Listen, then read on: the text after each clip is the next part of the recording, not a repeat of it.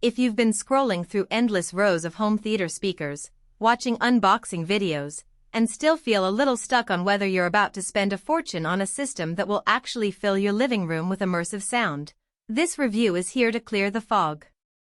I've spent the last few weeks putting the focal SIB Evo Dolby Atmos 5.1.2 system together in a mid-size apartment, swapping it in and out of a few different configurations, and reading a ton of forum threads where people argue about dome tweeters versus upward-firing modules.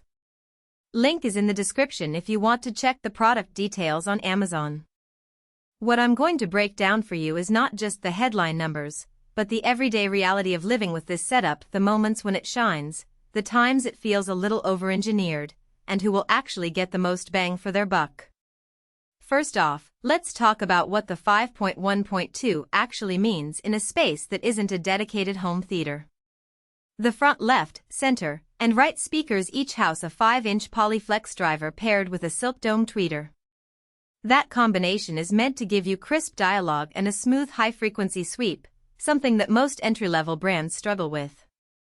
The two Atmos height speakers are upward-firing modules that sit on top of the front left and right speakers, using 3 full-range Polyflex drivers each to bounce sound off the ceiling and create that overhead effect.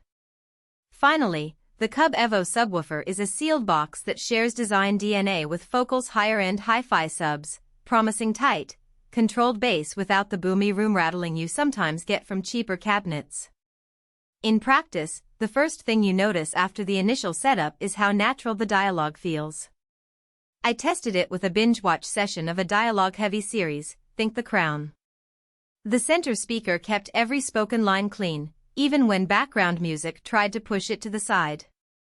That's a direct benefit of the silk dome tweeter handling the high frequencies without harshness. If you're the type who cranks the volume during a big fight scene, you'll also appreciate that the front speakers stay articulate, the punchy impact doesn't turn into a shrill screech. Now, the Atmos element is where the SIB Evo tries to differentiate itself. I set the 2 height modules on top of the front speakers as the manual recommends, and I made sure my ceiling was at least 8 feet high and relatively flat. In a movie like Gravity, you actually feel the whoosh of debris coming from above, and in a concert film the overhead crowd ambience lands where you'd expect it. The 3-driver design in each height speaker does a better job of filling the vertical space than many other upward-firing solutions that rely on a single small driver. That said, the effect is subtle enough that if you're watching on a small TV from a couch a few meters back, you might not immediately notice the difference compared to a standard 5.1 set. The real benefit shows up when you sit closer to the screen or when you use a larger display where the vertical field of view is wider.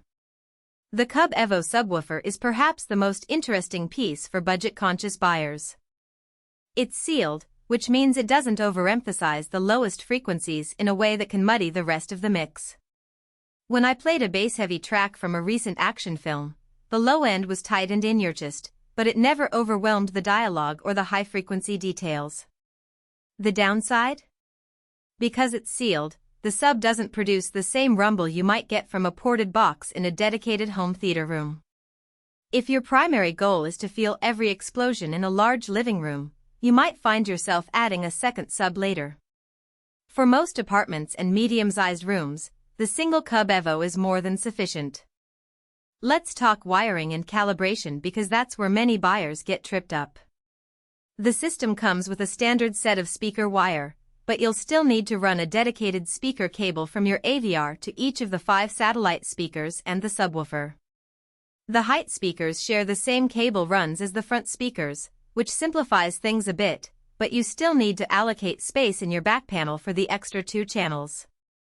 I used a mid-range Denon AVR that automatically detected the speaker layout and applied a basic Atmos height calibration. The result was decent, but you'll get a noticeably tighter soundstage if you spend a few minutes tweaking the distance and level settings manually.